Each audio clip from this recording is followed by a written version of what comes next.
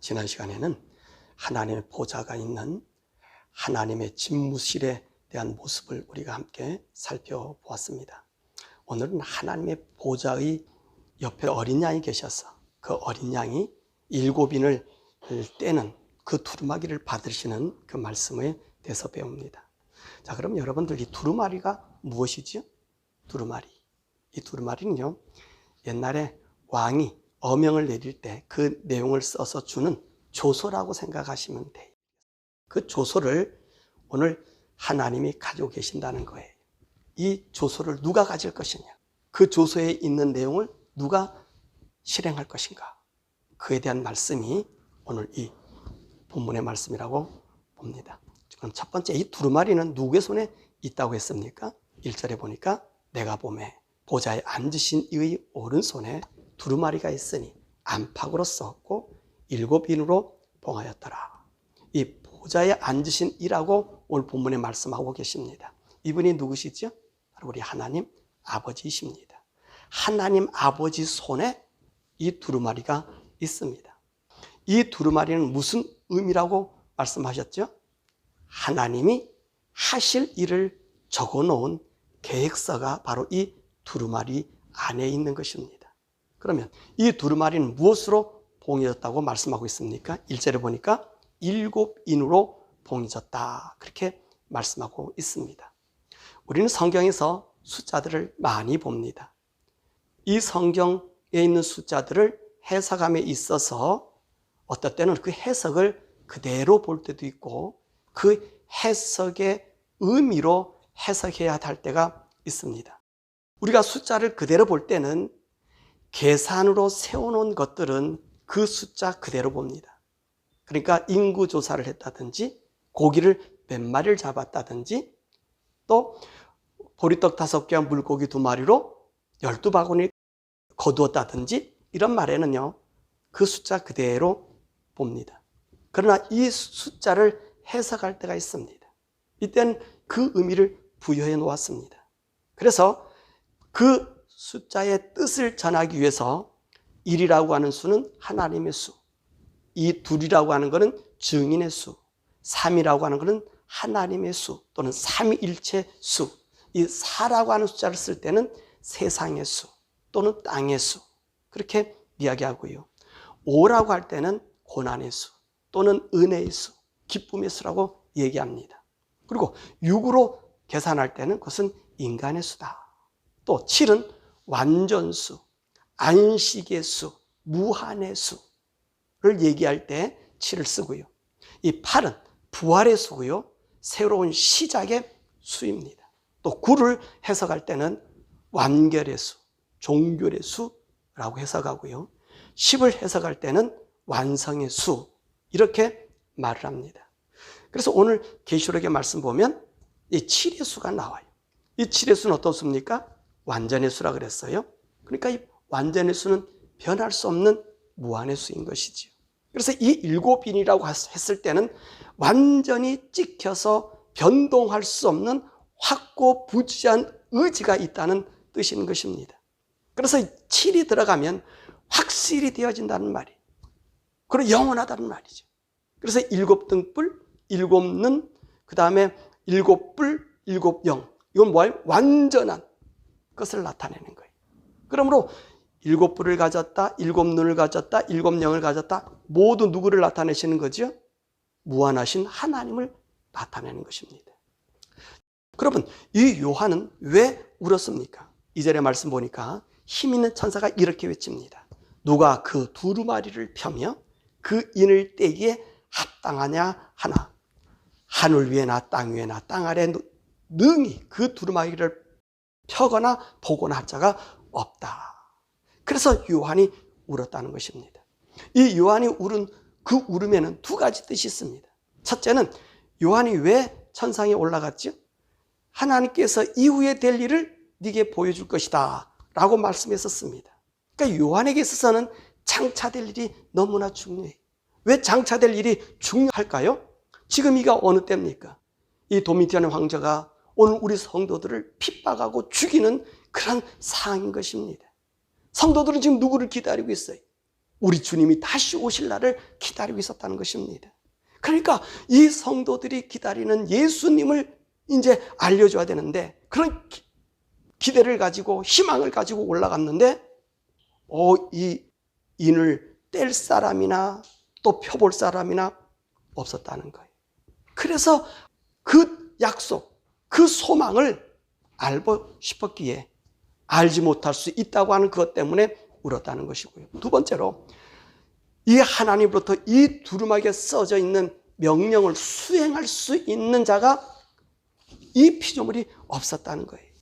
왜냐하면 오늘 그 인을 떼면서 이 두루마리를 수행할 수 있는 사람, 펴보거나 또는 알려주고 집행할 수 있는 사람은 아무도 없었다는 거예요.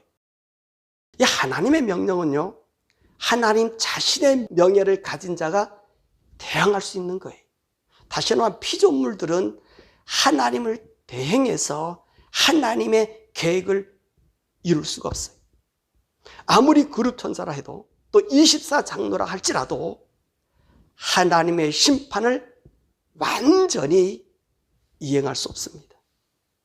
하나님의 심판을 완전하지 못한 피조물이 잘못된 판단으로 할 수 있기 때문인 것입니다.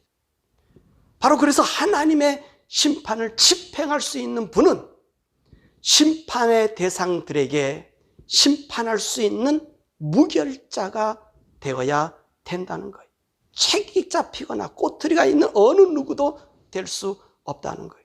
그러니까 이 요한이 울고 운 것은 땅 위나 땅 아래나 하늘이나 어떤 피조물에도 이 인을 보거나 펴거나 할 자가 없기 때문에 울은 거예요. 그러면 하나님의 계획이 무산될 것 같으니까.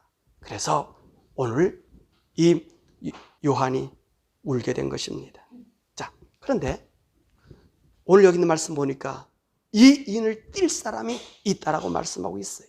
5절에서 7절의 말씀 보니까 장로 중에 한 사람이 내게 말하되 뭐라 하지 마라, 울지 말라. 유다 지파의 사자 다윗의 뿌리가 이기었으니 그 두루마리와 그 7인을 떼시리라 하더라. 자, 누가 이 7인을 뗄 수 있다고 말하고 있습니까? 유다 지파의 사자 다윗의 뿌리다. 누구를 말씀하고 계세요? 다윗의 자손 우리 예수님을 말씀하고 계십니다. 바로 이 예수님이 하나님의 두루마리의 7인을 뗄 수 있는 분이라고 말씀하고 계십니다. 그런데 이 분의 모습이 어떤 모습입니까? 6절의 말씀 보니까 내가 또 보니 보좌와 내생물과 장로들 사이에 한 어린 양이 서 있는데 일찍이 죽음을 당한 것 같더라. 그에게 7뿔과 7눈이 있으니 이 눈들은 온 땅에 보내심을 받은 하나님의 7영이더라. 이 모습이 어린 양의 모습이라는 거예요. 요한은 예수님의 모습을 알까요, 모를까요? 너무도 잘 알지. 그런데 예수님이 이 땅에 계셨을 때 모습이 지금 하늘에서는 아니에요. 어떤 모습이라고요? 어린 양의 모습으로 다윗의 뿌리로 나타난 것입니다. 그럼 왜 예수님이 이런 어린 양의 모습으로 나타나셨을까요? 그것도 어떻게? 일찍이 죽임을 당한 모습으로 나타나셨습니다. 우리는 세례 요한의 증거를 기억하고 있죠? 예수님을 향하여 뭐라고 말씀하셨습니까? 보라, 세상 죄를 지고 가는 하나님의 어린 양이로다. 이 세례 요한의 증거가 바로 이 어린 양인 것입니다. 일찍 죽임을 당한 어린 양인 것이에요. 그분이 우리 예수님이십니다. 모든 세상의 죄를 지고 모든 세상의 죄를 없애 주시는 그 예수님이십니다. 그런데 이 예수님의 모습이 어떤 모습을 하고 있다고 했습니까? 7뿔과 7눈을 가지신 분이라, 그렇게 말씀하고 있습니다. 이 뿔이라고 하는 말은 권세고 왕권을 가지고 있다는 의미입니다. 그런데 이 왕권을 가지고 있는 뿔이 몇 개라 그랬습니까? 7개라는 거예요. 그러므로 이 어린 양의 권세, 이 왕권은 완전한 왕권을 의미하고 있는 거예요. 또한 이 눈이 몇 개라고 얘기하고 있습니까? 7개라 그랬어요. 그런데 오늘 이 7개의 눈이 어떤 눈이라고 했냐면 세상에 보내신 일곱 영이다. 그렇게 말씀하고 계십니다. 바로 절대의 영이신 성령님이십니다. 그러므로 이 어린 양은 절대 왕권을 가지신 절대의 영, 성령님이신 하나님이시란 말씀입니다. 그러므로 이 어린 양이 바로 그 하나님 자체이심을 증거해주고 계시는 거예요. 그래서 이 어린 양이 지금 어디에 서 있어요? 6절의 말씀 보니까 보좌와 네 생물과 장로들 사이에 한 어린 양이 서 있었더라. 그렇게 얘기했습니다. 이는 하나님 보좌 옆에 서 있는 분이라는 의미지요. 여러분, 누가 하나님 보좌 옆에 서 있을 수 있습니까? 아무도 없습니다. 보좌 옆에는 하나님 외에 계실 수 없습니다. 그런데 바로 이 어린 양이신 하나님이 그 보좌 옆에 계셨다는 거예요. 이분이 어떤 분이라고요? 일곱 뿔과 일곱 눈, 성령을 가지신 분이라고 했습니다. 그럼 그분이 누구시죠? 하나님 아버지의 본체라는 사실입니다. 그러므로 하나님이 이 보좌 옆에, 우리 예수님이 이 하나님 보좌 옆에 있는 것은 당연한 사실인 것이죠. 그럼 왜 하나님이 이 어린 양 모습으로 우리 예수님을 나타내셨을까요? 우리는 이 네 생물과 24장로들의 찬양을 통해서 알 수 있습니다. 9절에서 10절입니다. 첫 번째로 일찍이 죽임을 당하셨다. 왜 우리 주님이 그렇게 일찍이 죽음을 당하셨다는 의미를 가지고 있을까요? 이것은 우리 예수님의 공생의 3년 반을 의미하는 것 같습니다. 왜냐하면 세상의 왕들은요, 자신이 왕이 되면 죽을 때까지 왕으로 군림합니다. 그래서 이 자기가 왕으로 있는 동안에 자기 자식이라도 자기 왕권에 도전하면 그 자식도 죽입니다. 우리 역사들 많이 있잖아요. 그런데 우리 예수님은 어떠하셨습니까? 자신이 왕으로 이 세상에 오셨지만 그 왕을 지속한 게 아니에요. 겨우 3년 반을 지속하시다가 그것도 먼저 죽는 희생의 왕이 되신 것입니다. 그러면 그 이유가 무엇일까요? 9절에 있습니다. 각 족속과 방언과 백성과 나라 가운데서 사람들을 피로 사서 하나님께 드리기 위해서라는 말씀이에요. 왕은요, 자신만 존경받고 영광받기 위해서 백성들을 이용합니다. 그런데 우리 예수님은요, 백성들을 이용한 것이 아닙니다. 오히려 이 백성들을 위해 죽으십니다. 그래서 각 족속과 방언과 백성과 나라 가운데서 사람들을 자신의 피로 샀다고 말씀하고 있는 것입니다. 하잘것없는 인생들을 위해서 자신이 죽어서 그들을 샀다는 거예요. 그래서 그 인생을 귀한 인생으로 만들었다는 거예요. 존귀하게 만들었다는 거예요. 어떻게 만들었습니까? 왜 그렇게 했습니까? 9절 마지막 부분에 하나님께 드리려고. 하나님께 드리려고. 이 하나님께 드린다는 말은 무엇이지요? 하나님을 배울 수 있게, 하나님과 통할 수 있게 한다는 말입니다. 어느 백성들이요, 왕과 감히 이 통하고 또 왕과 함께 자유롭게 대화할 수 있습니까? 그런데 말입니다. 우리 예수님이 어린 양이 되심으로 우리 인생들이 하나님과 자유롭게 배울 수 있고 그분과 얘기할 수 있게 만들어 주셨다는 사실입니다. 그뿐만 아닙니다. 10절의 말씀 보니까 그들로 하나님 앞에서 나라와 제사장들로 삼으셨다 그랬습니다. 이 하나님 앞에서 나라라는 말은 하나님의 속한 백성이 되게 하셨다는 말입니다. 이게 무슨 말입니까? 우리 인생들 모두가 다 마귀에 속한 사람들입니다. 우리 인생들은요, 가만히 놔두면 죄를 반복듯 하는 그런 존재들입니다. 그래서 이 거짓의 아비요, 죄의 근원인 마귀에게 속한 이 나라에 살아서 그들의 속임 속에 그들의 백성으로 우리 인생들이 살기를 즐거워한다는 것입니다.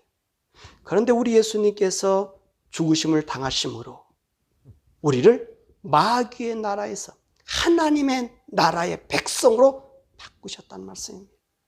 그래서 우리 예수님께서 뭐라 말씀하셔요? 나를 믿으면 어디에서 옮겨요? 사망에서 생명으로 옮겼다고 말씀하십니다. 그러므로 우리 예수님께서 어린 양으로 인생을 위해 죽으신 그 핏값으로 우리 인생들은 하나님의 나라 백성이 되게 하시고 우리를 하나님의 나라로 자리를 옮겨 주신 것입니다. 그뿐만 아니라 또 뭐로 만들으셨다고요? 제사장으로 삼으셨다고 했습니다. 이것은요, 놀라운 변화입니다. 이 제사장의 직책이 무엇입니까? 이들은요, 우리 인간들을 하나님과 교통하게 만드는 다리의 역할을 하는 사람들입니다. 그리고 이 제사장은요, 아무나 될 수가 없습니다. 특정인들만 되어 있습니다. 그런데 이제 예수님께서 어린 양으로 핏값으로 산 모든 인생들이 다 하나님의 제사장들이 된 것입니다. 그럼 이 제사장들이 하는 일이 무엇이죠?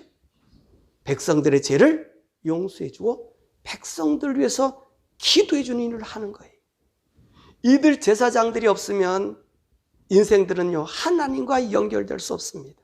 시샘말로 이들이 나의 죄를 용서해주지 않거나 그렇게 일을 하게 되면 나는 죄인으로 남고요, 내가 하나님께 기도하는 이 기도도 하나님 앞에 전달될 수가 없습니다. 그런데 우리 예수님이 핏값으로 우리를 사주심으로 말미암아 이제 우리 모두가 제사장이 되게 한 거예요. 그래서 내가 직접 하나님께 제사를 드리고요, 내가 직접 하나님 앞에 기도할 수 있게 해주신 것입니다. 여러분, 우리 같은 이방인들이 어떻게 제사장이 될 수 있습니까? 제사장은요, 아무나 되지 못해요. 이스라엘 나라 사람이라 해서 제사장이 될 수 있는 것 아니에요. 오직 레위 자손들 중에서 아론의 자손, 그것도 장자만이 오늘 제사장의 계통을 이루게 됩니다. 그런데 우리 예수님이 어린 양이 되셔서 자신의 피를 들여 모든 인생들, 각 족속, 방언, 백성과 나라들 가운데 그 어느 누구나 이 제사장의 직분을 주셨다는 말입니다. 이로 인해 이제는 다른 제사장이 필요 없게 된 거예요. 누가 나를 위해 죄를 씻어준다든지 나의 죄를 책임질 수 있게 하지 않았습니다. 어떤 형식으로도 어떤 제물도 이제는 필요하지 않게 되었어요. 내 죄는 오직 내가 하나님께 내 자신을 드리기만 하면 나의 죄를 용서받을 수 있게 됐고, 이 죄 없이 함을 받음으로 말미암아 우리는 하나님과 언제든지 스스럼 없이 교통할 수 있게 되었단 말입니다. 이 제사장의 영광된 특권을 우리 예수님이 어린 양 되심으로 우리에게 주셨습니다. 그것만 아닙니다. 10절의 말씀 보니까 그들로 땅에서 왕노릇하게 하셨다. 예수님의 피로 산 인생들이 땅에서 왕이 되게 하셨다고 말씀하고 계십니다. 이 왕이 되게 하셨다는 의미는 우리가 이 땅에서 왕이 된다는 의미가 아닙니다. 후천년주의자는 이 말씀을 액면 그대로 받아서 우리가 이 세상을 아주 발달시켜서 낙원을 만들어서 이 땅을 지배한다고 이야기하고 있어요. 그리고 이 땅이 우리가 다 낙원 만들어서 지배해서 우리가 모든 사람을 다스릴 때 그때 우리 예수님이 이 땅에 재림하신다는 거예요. 이것은 잘못된 거예요. 더욱이 사단이 지배하는 이 땅에서는 우리 성도가 왕이 될 수 없습니다. 오히려 우리 성도들의 순수함을 이용하여 자신들의 왕국인 죄의 왕국으로 심화시킬 뿐이에요. 그런데 우리가 언제 왕이 됩니까? 오늘 우리 주님께서 말씀한 이 약속은 거짓입니까? 아닙니다. 우리 예수님이 재림하시고 나면 천년왕국이 되면 이 천년왕국에서 우리가 왕이 됩니다. 이 땅에서 살 때에는 우리 성도가 거룩함으로 깨끗함으로 나의 욕망을 버리고 주님의 십자가의 길을 따라가기 때문에 오히려 우리 성도들에게는요, 많은 환난과 고난이 우리가 받게 되는 거예요. 하지만 우리 예수님이 이 땅에 재림하시면 우리의 믿음의 사람들이 예수님과 함께 천년 동안 이 땅에서 왕으로서 옛 에덴 동산의 본래의 삶의 기준으로 회복되는 거예요. 그러므로 우리는 이 땅에서 왕이 되지를 못해. 이 놀란 하나님의 섭리가 있기 때문에 오늘 보좌에서 나타난 우리 예수님이 어린 양 되신 예수, 이 어린 양 예수가 되신 그분이 우리의 모든 것을 이루시는 분임을 보여주신 것입니다.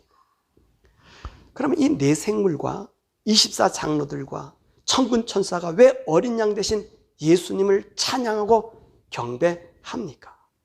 우리 11절에서 14절의 말씀을 우리 함께 읽어보도록 하시겠습니다. 11절입니다. 내가 또 보고 들으매 보좌와 생물들과 장로들을 둘러선 많은 천사의 음성이 있으니 그 수가 만만이요 천천이라. 큰 음성으로 이르되 죽임을 당하신 어린 양은 능력과 부와 지혜와 힘과 존귀와 영광과 찬송을 받으시게 합당하더라 하시더라. 내가 또 들으니 하늘 위에와 땅 위에와 땅 아래와 바다 위에와 또 그 가운데 모든 피조물이 이르되 보좌에 앉으신 이와 어린 양에게 찬송과 존귀와 영광과 권능을 세세 돌려주라 하니 네 생물이 이르되 아멘하고 장로들은 엎드려 경배하더라. 오늘 여기 있는 말씀 보면요, 예수님께서 이렇게 죽으심을 당하시는 것이 능력이 되고 부가 되고 지혜가 되고 힘이 되고 존귀와 영광과 찬송을 받으시게 된다. 자, 그러면 그 의미가 무엇일까요? 이는요, 하나님의 구원하시는 능력의 지혜인 것입니다. 여러분 보세요. 우리 예수님이 어린 양으로 인간이 되셔서 십자가라고 하는 아주 최악의 저주를 상징하는 곳에서 죽으셨습니다. 이렇게 죽으심으로 예수님은 하나님의 모습으로 보이지 않습니다. 사탄도 아주 흥미롭고 승리하였다고 하였을 것입니다. 그러나 우리 주님이 이 죽음의 권세에서 다시 살아나는 능력과 힘과 권세를 보이시면서 하나님의 존귀함과 영광을 드러내신 것입니다. 이로 인해 이제 예수 이름으로 사망과 죽음을 정복하신 믿음의 근간을 세우시고 이 모든 것을 죄와 사망과 저주에서 빠진 인간들을 구원하며 마귀를 영원한 지옥으로 집어넣으실 권능을 가지셨기 때문에 그런 것입니다. 그래서 이 영광스러운 하나님의 지혜를 찬양으로 돌리는 것이, 그래서 로마서 11장 33절에 기록하고 있습니까? 깊도다 하나님의 지혜와 지식에 부요하며 그의 판단은 측량치 못할 것이며 그의 길은 찾지 못할 것이로다. 그래서 이 14절의 말씀 보니까 네 생물이 아멘 하고 24장로들이 엎드려 하나님께 경배할 수밖에 없다는 거예요. 우리 예수님이요, 어린 양으로 나타났을 때 정말로 보잘것없어요. 그래서 이사야 53장에 뭐라 말씀하십니까? 보잘것 없고 우리가 흠모할 것 하나도 없다 그랬어요. 그렇게 우리 주님이 오셨어요. 그런데 거기에는 하나님의 지혜가 있었어요. 인간이 판단하지 못할 하나님의 그 길이 있었던 거예요. 그 지식이 있었던 거예요. 그래서 모든 사단은 정복해 버리고 모든 인간은 구원할 수 있는 구원의 길을 열어놓게 된 것입니다. 말씀을 맺습니다. 오늘은 5장 어린 양 되신 우리 예수님, 그 두루마리를 취하신 그 예수님에 대해서 살펴보았습니다. 왜 이 요한계시록이 있을까요? 나중에 이 책은요, 우리에게 무엇을 주기를 원하고 있을까요? 이 책은 우리의 소망입니다. 우리가 소망한다는 말은 우리의 삶에 힘듦과 어려움이 많이 있다는 말이에요. 8절을 보세요. 뭐라고 기록하고 있습니까? 그 두루마리를 취하심에 내 생물과 24장로들이 그 어린 양 앞에 엎드려 각각 검은고와 향이 가득한 금대접을 가졌으니 이 양은 성도들의 기도들이라. 자, 이 기도들이 의미하는 것이 무엇일까요? 우리는 그 해답을 8장에서 찾을 수 있습니다. 8장 3절에서 5절입니다. 또 다른 천사가 와서 제단 곁에 서서 금향로를 가지고 많은 향을 받았으니 이는 모든 성도들의 기도와 합하여 보좌 금제단에 드리고자 함이라. 이 향연이 성도의 기도와 함께 천사의 손으로부터 하나님 앞에 올라가는지라. 천사가 향로를 가지고 제단불을 담아 땅에 쏟음에 우레와 음성과 번개와 지진이 나더라. 이는요, 이 땅에 전 3년 반 재앙이 시작될 때에 나타난 모습입니다.